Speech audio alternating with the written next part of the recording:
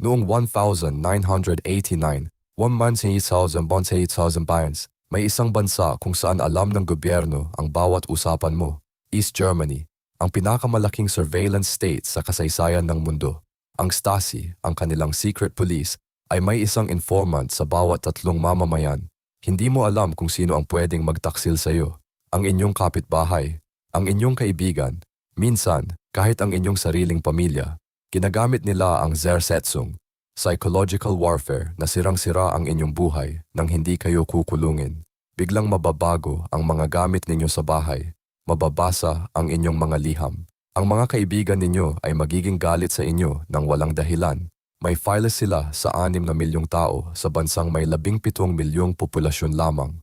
Nang bumagsak ang Berlin Wall, desperadong sinunog ng mga Stasi agent ang milyon-milyong dokumento. Pero ang natira ay nagpapakita ng katotohanan.